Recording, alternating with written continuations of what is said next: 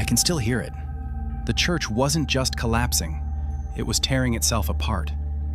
The walls shook with every echo, and the sound of the bells rang backward, as if time itself recoiled.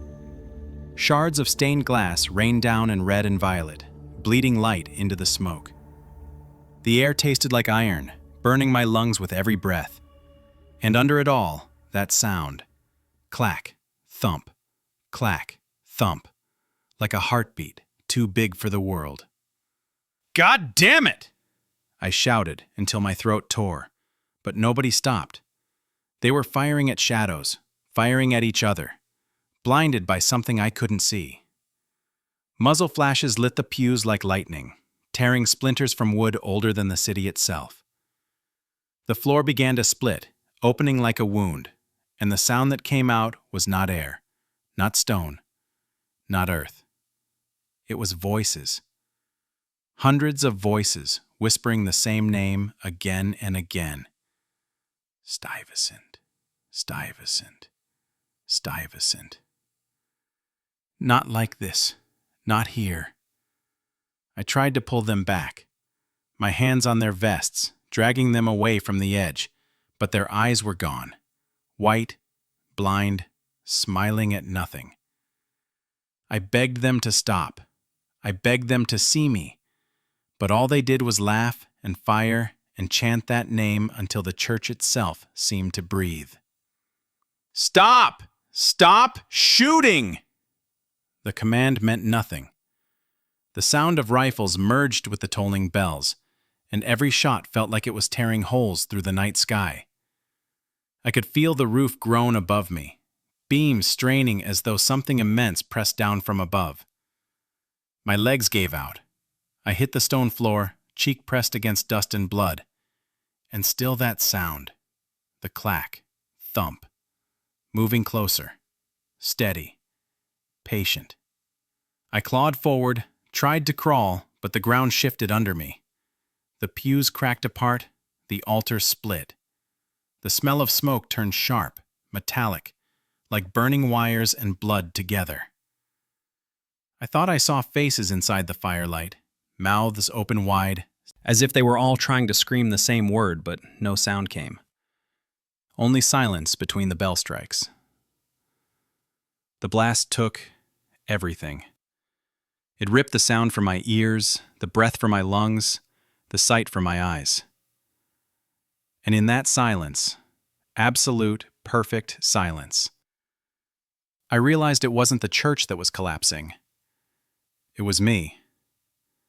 My mind, my memory, breaking open like the floor beneath my knees. The floor was splitting.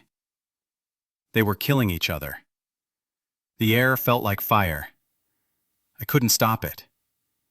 And then, nothing but the blast. Darkness swallowing all of it. It started 3 nights ago. My name is Detective Malik Muhammad, NYPD, Manhattan South. I'm not a believer. I deal in evidence, not visions. That's why they sent me. The department had been burying the paperwork for weeks. Complaints about strange lights at night. Whispers of chanting heard from empty streets. People missing. Students, workers, a cab driver on his night shift. All of it pointing back to one location. The old church in East Village. A ruin left to rot while condos and bars climbed around it. It looked like a cracked tooth in a new smile. Everyone wanted it gone, but no one touched it. To most in the precinct, it was a joke, a place junkies broke into or kids dared each other to enter. But to families of the missing, it wasn't funny. They swore the church was swallowing people whole.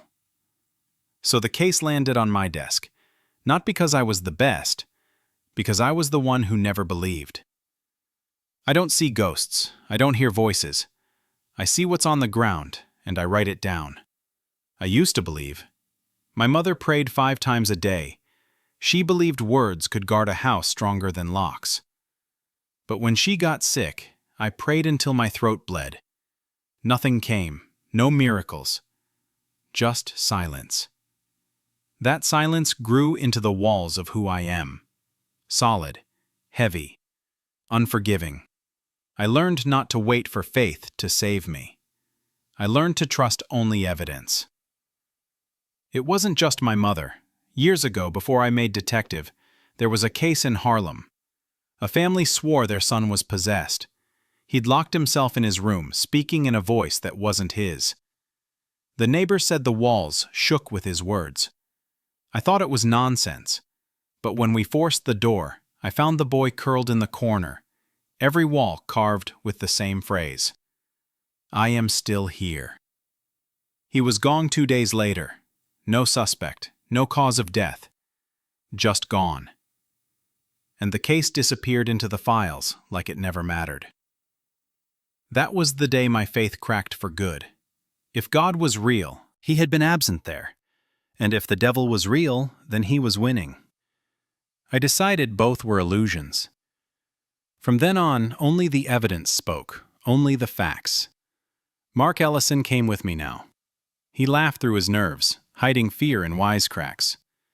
He had energy that filled a room, and he hated silence. Guess I'll be the first to get possessed, huh? He said before we left. I just stared at him until he shut up. Thomas Briggs rounded out the trio. He didn't waste words. A frown was enough.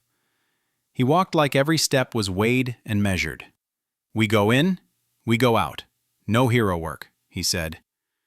That was Briggs, steady, cold, reliable. We met at the edge of the East Village, standing in front of that church. It leaned into the street like it had been listening to the city for too long. The wooden doors were swollen, veins of water damage streaking down. Paint peeled off in long strips, curling into the gutter. The air smelled like old water and rust. Underneath, something else, like singed metal. I kept it to myself, no need to start them jumping at shadows. Ellison swung his flashlight beam up the tower. Place looks like a Halloween postcard. Bet the bats pay rent here. I kept my voice steady. Focus. It's a walkthrough. Nothing more. Briggs pressed his hand to the door, ear tilted. Feels hollow, like it's waiting. The latch gave with a groan. The sound was too alive, like an animal stirring after long sleep. Inside, the dark didn't just sit, it swallowed. Our flashlights carved narrow tunnels, dust thick enough to taste. Every step stirred echoes that came back wrong, too slow, too heavy. The pews sagged, wood eaten by rot. Saints carved in stone had lost their faces, weather melting them to vague outlines. A crucifix leaned sideways, Christ's head bowed, eyes gone. Ellison wrinkled his nose, coughing. Christ, what's that smell? Like mold and burnt wires had a baby. I ignored him. Stay sharp, take your corners. We moved as a unit, beams shifting. That's when it came, the sound. Clack. Thump. Like a cane. Like a wooden leg on stone. Slow. Patient. Ellison froze mid-step. You heard that? I gave the explanation before my brain caught up.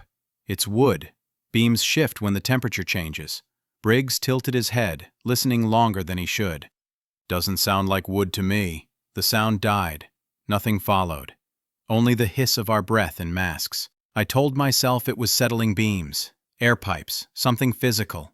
It had to be. Evidence, not visions.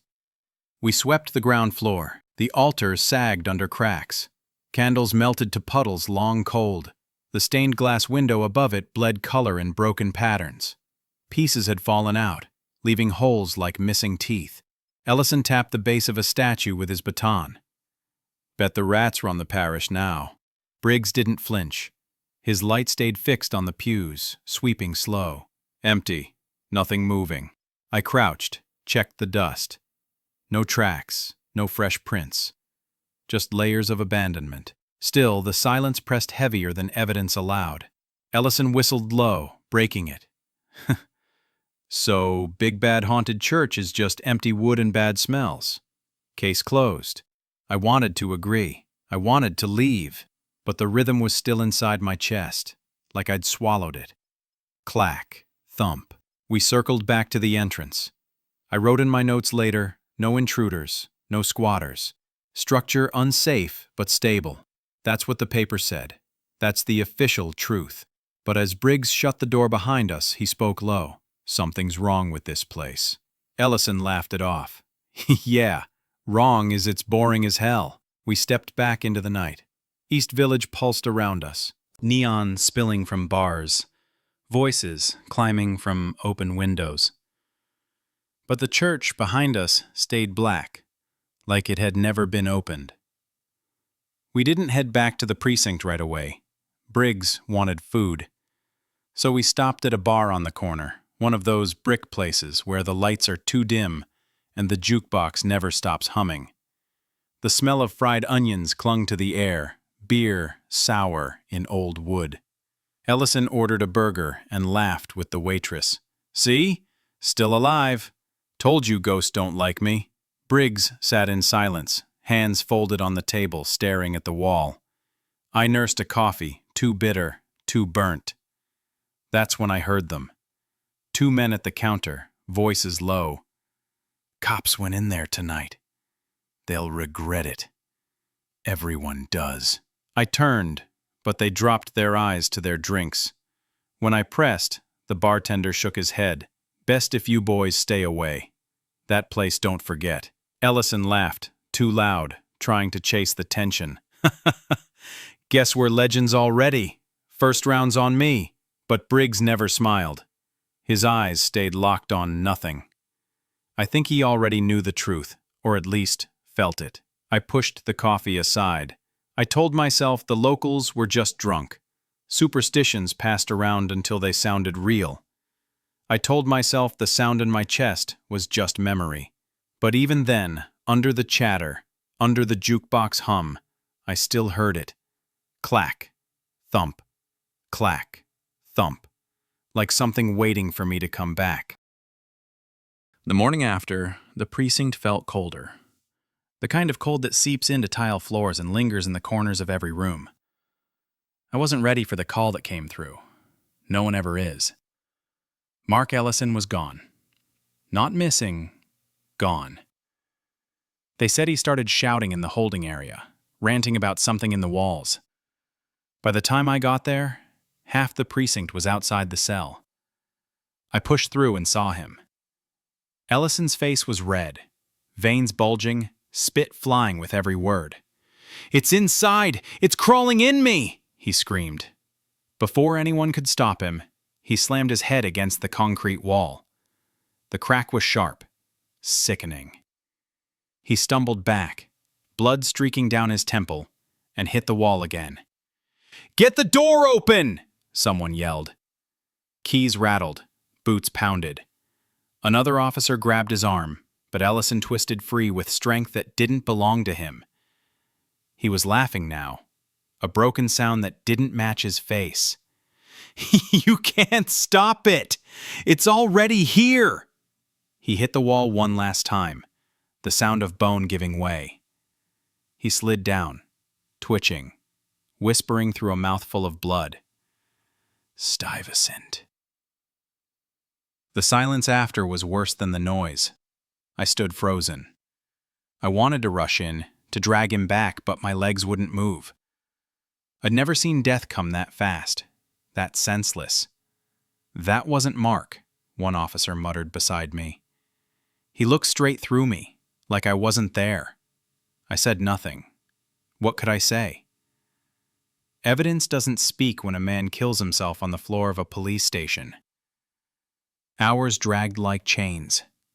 Then the second call came. Briggs. He'd been seen on surveillance leaving his apartment. No coat, no bag, just walking. Straight, deliberate steps that didn't hesitate once. The cameras caught him heading toward the reservoir. His pace shifted, slow at first, then faster. Then he was running. No pause. No stumble, eyes locked on nothing. He dove in like he belonged to the water. The bystanders who saw it said he never fought to come up, not once. I watched the CCTV footage myself, frame by frame. His expression was blank, but not empty, like he was listening. I leaned closer to the screen. His lips moved. "Stuyvesant." A detective beside me swore under his breath. Jesus Christ, he just jumped. Another shook his head. People don't do that, not like that. I shut the monitor off. My hands wouldn't stop shaking. I could still hear the splash, still see the ripples closing. 2 men gone. 2 men I knew. And I was clean. Too clean. Why me? The department pulled me in for testing, blood work, psych eval, breath analysis. I answered every question, sat through every scan. Nothing. The doctors shrugged. You're healthy, detective. Maybe stressed, but healthy. One doctor leaned close, her pen tapping the clipboard. You've had sleep lately? No, I said, not much. Hallucinations happen under stress. Loss of partners, traumatic scene. It's not uncommon. I clenched my jaw. Hallucinations don't drown a man. She didn't answer. Just wrote something I wasn't allowed to read. Captain Mason called me in after. His voice was steady, but his eyes gave him away. You need time off. I shook my head. I need answers. He leaned back, studying me. You'll get them, but not by breaking yourself. Go home. I walked out without promising him anything, because I knew I couldn't let it go. But my colleagues didn't see it that way. As I passed through the bullpen, I caught whispers.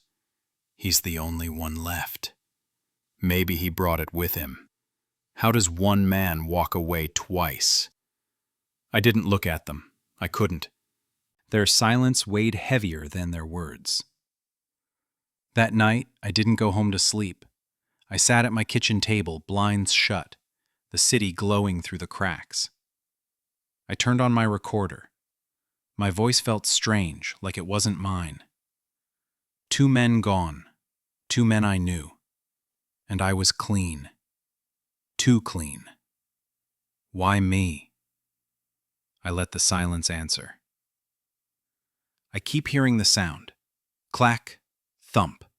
Even here, even now, it follows me. The apartment was too quiet. The hum of the fridge was the only proof I wasn't buried alive. Out the window, Manhattan was a living thing. Lights, horns, laughter. But none of it touched me. I was outside of it, watching. I tried walking the streets. Manhattan at night should have felt normal. Neon, drunks yelling at taxis, the smell of pizza grease from corner shops. But I felt the distance, like I wasn't really there, like I was moving through glass while everyone else moved free. I found myself staring into the reservoir fence. The water was black. Every ripple looked like fingers pulling down. I gripped the chain link until my palms ached, whispering to myself, "It's not real. It's not real." The next morning, I went for more tests. MRI, EEG, everything they could throw at me. Doctors pointed at the scans, all clean. Your brain's fine, nothing abnormal, but there was something abnormal. 2 men dead. Both had stood where I had. Both had heard what I heard. I stared at my reflection in the exam room mirror. I looked fine. Normal. But I didn't feel normal. I felt chosen, and not in a way anyone would want. Evidence had failed me. Science had failed me. And faith? Faith was long gone. So what was left? I went back to my desk, flipping through files of missing persons. Their faces blurred into one another. Students, workers, nameless shadows swallowed by the city. Every one of them had last been seen near the church. I laid their photos out across my desk until the surface vanished under paper. Young, old, black, white. Names scratched into reports that no one read anymore. I traced the lines with my finger. I didn't know them, but I felt them watching me. Like Ellison and Briggs were among them now. A rookie passed my desk, eyes darting.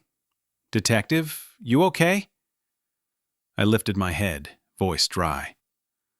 "Do I look okay?" He stammered something I didn't hear and walked off. I stayed long after everyone left. The only sound was the hum of lights and the scratching of my pen. Every word I wrote felt useless. Reports didn't stop men from dying. Logic didn't stop the water from swallowing Briggs. Ellison and Briggs weren't the first, they were just the latest. And I was next. I told myself I could still find a rational answer. Gas, mold spores, a resonance in the stone. Anything but what it felt like. The hand of something old pressing down on our minds. But deep down, I knew. The church wasn't empty. It had never been empty. It was watching, and it had decided who stayed and who didn't. 2 men gone, 2 men I knew, and I was clean. Too clean. Why me? I went back alone. I didn't ask permission. I didn't leave a note. If anyone wanted to stop me, they didn't try. The city thinned behind me until it was only wind and sodium light and the broken outline of the bell tower.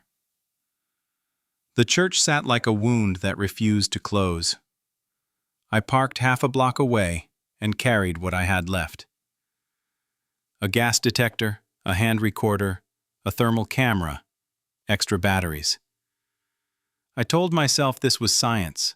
I told myself I'd measure what had taken Ellison and Briggs and prove it was nothing more than chemistry and rot. I told myself lies I could live with. The door's hinge shrieked like it remembered me. Inside, the dark took shape. Dust hung in sheets. The air felt colder than before, a cold that moved, a cold that watched. My breath came white. I lifted the gas detector. Numbers flickered, raced, fell to 0, then jumped again. A drunk staggering across an empty street. Calibration's off, I said to no one. Or the sensors fried. I checked the battery, full. The numbers rolled anyway, spiking without cause. I swept the nave with the thermal camera. The screen showed islands of heat where there shouldn't be any. Pools of cold that pulsed like lungs. I panned across the pews. Shadows swam in false color, blue blooming into black. The image jittered, snagged, froze. The camera went dead, full battery to nothing. I swapped in a fresh pack. It flashed awake, then blinked out again. The detector joined it, flatline. The recorder still worked. I clicked it on and set it to my collar. The red light steadied. My voice sounded too loud in the big room. Timestamp, 9:17 p.m. Detective Malik Muhammad. East Village site inspection continued. Solo entry, I said, trying to keep the report in my mouth, not the fear. Initial readings inconsistent. Likely equipment fault. Proceeding. The floor remembered my steps. The grain under my boots felt like a heartbeat. I moved toward the confessional at the northern wall. The wood was stained dark by time. The velvet curtain rotted to threads. The compartment sat tilted, as if the earth beneath it had settled and taken the booth with it. My hand on the door left a print in dust like a shadow. I opened it, and the hinges sighed. Inside smelled like breath held too long. Incense turned sour, something like coins. The lattice between penitent and priest was cracked. On the other side, the seat sagged, the kneeler splintered. I slid into the cramped space and shut the world out. I meant to speak, to record, to prove nothing was there but old wood and stale air and my own voice coming back to me. But the silence rolled over me, dense as water. It pressed into my ears, it pressed into my teeth.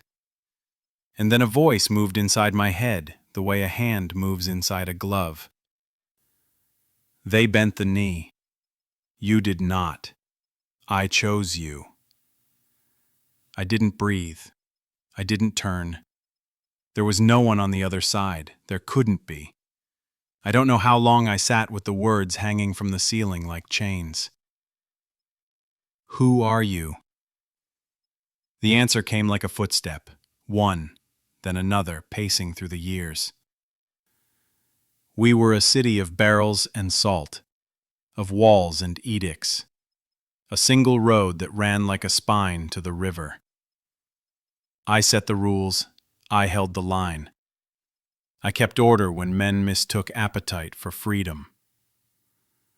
Wind found a gap in the window and made a thin music. I swallowed and tasted rust. This is my stress talking, I said, more to the recorder than to the voice, my brain making a pattern where there is none. The lattice creaked like something leaned against it from the other side. Names survive because they are fed. I am Peter Stuyvesant. I walked with a wooden leg, and the city learned the sound. Clack, thump. I ruled when rule was needed. I punished when punishment was owed. They remembered me for it. They cursed me for it. It made no difference. I shut my eyes. The image came unbidden. A man at the threshold of a younger Manhattan. Coat heavy. Stare heavier. Rhythm marked in oak and iron. You're a story. A superstition. The dark smiled without a face. Stories are the last law. They bind longer than stone. They build after stone has failed. I could hear the recorder clicking, plastic settling on cotton. My heart tried to climb out of my throat. What do you want? The wooden booth answered first. Tiny pops of contracting grain, then the voice again, calm as scripture. A city does not love its keepers. It uses them, then buries them, then pretends it built itself. Yet the city speaks my cadence when the hour is late. It is still afraid of me. It should be. I will not be forgotten. Not now, not while there is breath to carry the name. His name gathered like a storm at the back of my tongue. I bit down till I tasted blood. I'm not your mouthpiece. The curtain moved, though there was no wind. You misunderstand your part. I do not need your belief. I need your record. I thought of Ellison's grin, small and human, cracked by terror. I saw Briggs' eyes under the black surface of the reservoir. I gripped the edges of the booth until the wood creaked. Whatever you are, it ends with me. I'll burn this place. I'll tear it down. The voice grew softer, which somehow made it larger. Stone is an address, not a home. I do not live in timber. I live in what is said. You carry me already. They all will. When your voice crosses the river and touches 1,000 rooms, I will stand in each. I felt the recorder against my collar like a brand. I fought the urge to rip it off. The rational part of me reached for footholds, injury, grief, a mind under pressure making monsters out of history. But reason is small when the dark has a name. Say it, the voice murmured. Say my name. I swallowed hard. No. The confessional breathed. The space tightened, as if the booth were closing its fist around my ribs. The wood smelled wet now, as if soaked from within. I said no! Something tapped the lattice. Once, twice. The rhythm I already knew. Clack, thump. I flinched and hated myself for it. You hear it because they heard it. The city learned its law under that cadence. When steel rose, the cadence remained. When glass rose, it still remained. Men forget the builder and remember the rule. I am the rule given a mouth. I opened my eyes to darkness, reaching in, and felt the old world looking back through me. My voice came out smaller than I wanted. Why me? The answer didn't change. They bent the knee. You did not. I chose you. I remembered Ellison in the cell, how he smiled between cries. Remembered Briggs not blinking as the water took him. I felt the line tighten from that booth to the morgue to the reservoir and back to me, strung through the city like wire. You left me alive so I'd carry you, I said. You killed them to make the noise loud. The voice did not hurry. It did not apologize. I pruned. The city grows wild if no hand shapes it. You know this. You wear a badge because you believe order is mercy. I almost laughed, but there was no laughter in me. Order isn't murder. Order is the right to name the terms of fear. You do it in small rooms with bright lights. I did it in a small town that would become a great one. The recorder hissed minutely, a ghost of tape that didn't exist. I forced my breath to slow. I won't speak for you. You already have. The booth tilted, and for a moment I thought the whole church shifted around us. I braced my feet on the floor. Dust fell in a slow drift. Through the lattice a hint of light glowed, red, like glass, remembering fire. I tried logic on it, one last time, like a medic pressing a chest that's already cooling. This is grief. This is shock. My brain's rewriting noise into a voice. If belief comforts you, keep it. Comfort is another word for surrender. I hated how calm he sounded. I hated that my hands shook while his did not, though he had none. What do you want me to do? The answer settled like dust, in layers. Tell them. Tell them what was always true. Tell them order has a face and a sound, and it walks still. I felt something gather in the rafters, weight without shape. The bell above us held its breath.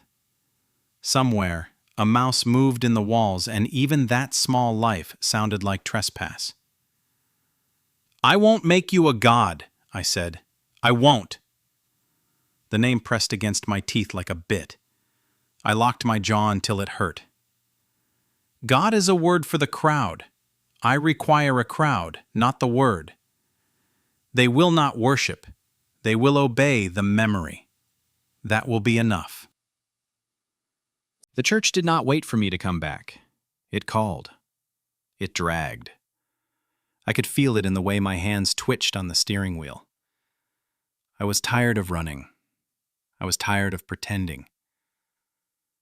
I went back through the night, weapon at my side, badge heavy like a stone in my chest. Inside, the air shivered with memory. The nave spread like a throat about to swallow. I gripped my sidearm, breathing through my teeth. This wasn't evidence anymore. This was war.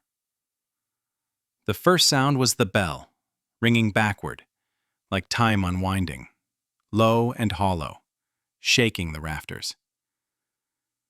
Then glass trembled, stained panes cracked, lines spidering across saints' faces. The air smelled of copper, sharp and hot. Blood seeped from the fractures, thin streams running down the colored glass. I knew glass couldn't bleed, but it did. I lifted the gun. My voice scraped out, hoarse. Jesus Christ, stop it! The pews leaned in like an audience. A shadow dragged itself along the wall. I fired. The muzzle flash burned a hole in the dark. Wood split. Echoes boomed through the cavern. Nothing fell. Nothing bled but the glass. I moved down the aisle, steps echoing too loud. "Hold your fire! Now!" I shouted, though no one had yet pulled a trigger. My own words bounced back, mocking me. Then doors behind me crashed open. Reinforcement team. 6 officers, rifles up, beams cutting through dust. Their faces tightened when they saw me. One barked out, "Detective, what the hell is happening here?" I didn't answer. I couldn't. The sound was already in me. Clack, thump, clack, thump. Racing too fast, a heartbeat for the entire building. And then I saw them. Ellison and Briggs sat side by side on the front pew. Suits torn, faces pale, eyes hollow. Their mouths moved together, like choir boys in rotten harmony. Stuyvesant. Stuyvesant. I staggered. The officers saw nothing, or they saw too much. I don't know. One of them screamed, turned his rifle sideways, and fired into the group. The bullets tore wood. Another officer howled, blood spraying the aisle. The rest spun on him, confusion boiling into rage. Guns barked. Muzzle flashes painted the church like lightning. I shouted until my throat tore. "Stop! Stop shooting!" But the command meant nothing. Their eyes glazed, their mouths worked silently, as if words were being poured into them by another tongue. One man dropped his rifle and began clawing at his own face, tearing skin with his nails. He shrieked that something was crawling under his eyes. Another turned his weapon on the ceiling, unloading round after round until stone dust rained. His laughter rose higher than the gunfire. 2 more wrestled with each other in the aisle, fists and gun barrels cracking bone, both shouting the same name. "Stuyvesant! Stuyvesant!" The bell roared again, backward, dragging sound out of the world. The roof quivered. Plaster rained down like bone dust. Clack thump, faster now. A drumbeat marching the building toward collapse. I fired again, not at the men, not at my brothers tearing each other apart, but at the shadows pooling along the altar. The rounds vanished into dark that didn't recoil. The recorder on my chest blinked like a red wound. Then the hallucinations swelled. The pews filled with faces I knew from case files. Missing students, cab drivers, old women in coats. They sat in silence, eyes white, mouths open in voiceless song. Their chests rose and fell to the rhythm of the bell. Clack thump, clack thump. Their mouths opened wider, soundless at first. Then a chorus broke through, layered whispers. Stuyvesant, Stuyvesant. Hundred of voices overlapping, growing, crushing thought. I thought I saw him then. Not a ghost, not a trick of glass, but a man leaning on a wooden leg, his coat brushing the stones. He moved with patience, with certainty, as the chaos around him split like water. His eyes never touched the officers. They touched me. "You won't take me," I said, teeth clenched. "Not like them." He didn't answer. He didn't need to. The men screamed enough for him. One officer jammed his pistol under his chin, eyes wide, laughing as he pulled the trigger. Another emptied a magazine into the rafters, roaring at shadows. They fell one by one, their bodies hitting the stone in heavy punctuation. Ellison and Briggs kept whispering, "Stuyvesant, Stuyvesant." I ran forward, boots slipping in blood. I ripped the curtain from the altar, set it ablaze with a flare, hurled it at the pews. Fire caught fast, hungry. The whispering didn't stop. It only grew. "Get out of my head!" I pressed the barrel to my temple for half a heartbeat, then swung it down, blasting the pew where the two sat. Splinters exploded. For a moment, they vanished, but smoke curled back, shaping their faces in the rising flame. Louse above thundered. Cracks leapt like lightning through the stone. The building swayed, alive, groaning under its own weight. The bell tolled in reverse, again and again, each strike heavier than the last. The cadence pounded through me. Clack, thump, clack, thump. I stumbled against a column, firing at nothing, at everything. "I'll end you! You hear me? I'll end you!" The figure in the coat tilted his head. His lips didn't move, but the voice filled every beam, every shard of glass. "You end nothing. You become record. That is your end." Another officer, the last one standing, turned to me. His eyes were blank. He raised his rifle. "Detective, help me," he croaked. Then his mouth twisted, and he screamed a name not his own. "Stuyvesant!" I dropped him before the sound finished leaving his throat. My bullet split silence that wasn't silence at all. The fire climbed higher, painting saints in colors of ruin. Their broken faces looked alive now, their mouths opening to weep. From the cracks in the windows, blood ran faster, streaking the holy glass with black rivers. It dripped to the floor, spattering the stone until the nave smelled like rust and sacrifice. The statues began to crumble.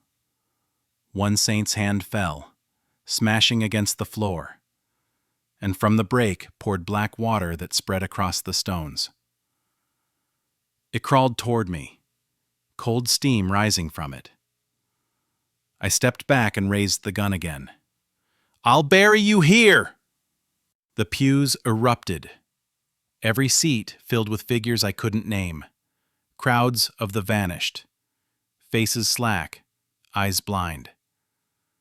They stood together, swaying, whispering louder. Their sound tore at my ears like hooks.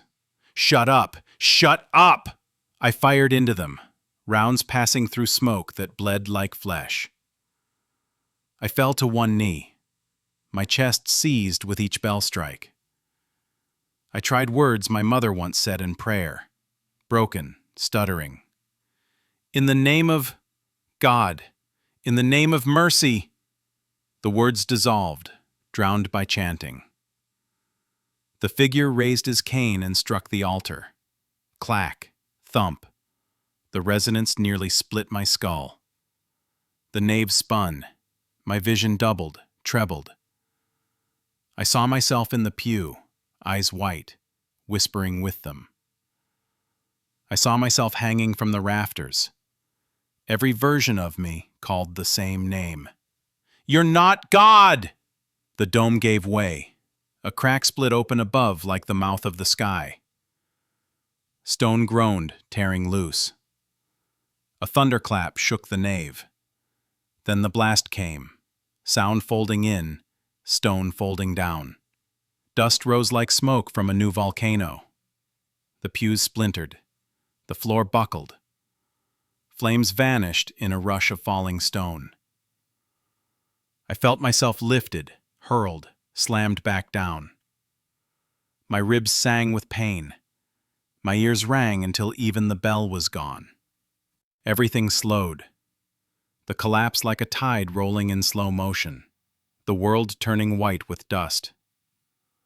Through the storm, I saw the figure one last time, standing calm as the roof split, leaning on his cane.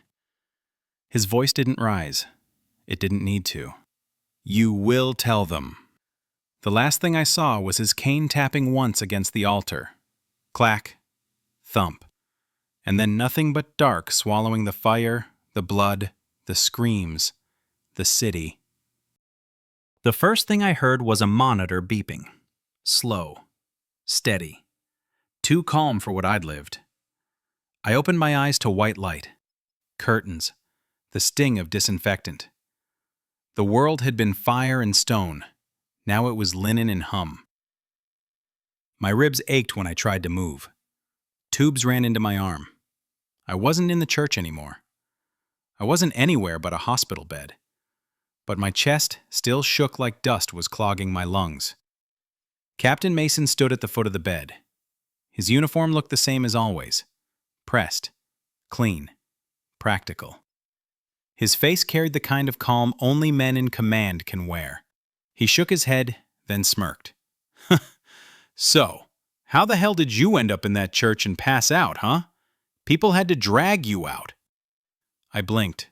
My voice rasped. No collapse? No explosion? No one else? Mason shrugged. His eyes flicked to the monitor, then back to me. Nothing. Just you. Don't make it bigger than it is. I tried to sit higher, but pain dug into my side. My voice cracked louder. Ellison, Briggs, what about them? Mason frowned like I'd mispronounced a word. Who? I stared. My pulse hammered in the machine beside me. My partners, they were with me. He shook his head once. You were alone. Always were. Don't let the stress twist things. I wanted to argue, to scream, to throw the monitor across the room. But the weight in Mason's tone pinned me harder than the straps of the bed. If I pushed, I'd only look insane. If I pushed, I'd be done. So I shut my mouth, but inside, everything was screaming. Later, the door opened and a nurse slipped in. Clara Jensen, her badge said. She moved quiet, checking my chart, adjusting the IV. Her shoes whispered across tile. She passed the foot of the bed, lips moving like she was counting. But it wasn't numbers. I heard it clear. Clack, thump. My breath hitched. I forced my voice up. What did you just say? She froze, startled. I didn't say anything, detective. I sat forward despite the pain, eyes locked on her. You did. You said... Her face was blank, almost afraid. She shook her head and hurried out, closing the door harder than she meant to. I was alone again, with only the machine's patient rhythm beside me. That night, I didn't sleep. The walls breathed too loud. Every time I blinked, I saw the nave collapsing again, stone rushing down like waves. I saw Ellison whispering. I saw Briggs sinking. I heard the bell tolling in reverse. At some hour past midnight, the TV at the far wall flickered on by itself. I hadn't touched the remote. The screen glowed, sound low but steady. A newscaster's voice filled the room. Local restoration teams have begun preliminary work on the abandoned church in East Village. Officials say the building, though weathered, is structurally sound and will be stabilized for community use. The camera cut to the site. Workers in vests walked across the front steps. Scaffold rose along the facade. The camera lingered just a moment too long on the black mouth of the doors. Wide. Waiting. I held my breath. The newscaster's voice blurred as the mic caught something else. Steps. Hollow and steady. Clack, thump. Clack, thump. Each one closer. The sound crawled across the floor of my room into my chest. The camera didn't pan. It didn't need to. The steps reached the microphone. And then the feed cut. The TV snapped off. I stared at the black screen, my reflection shivering in its surface, pale and thin, eyes wide. I wasn't dreaming. That night was a warning, a glimpse of what's coming. And when those doors open to the world, Manhattan will kneel beneath his name.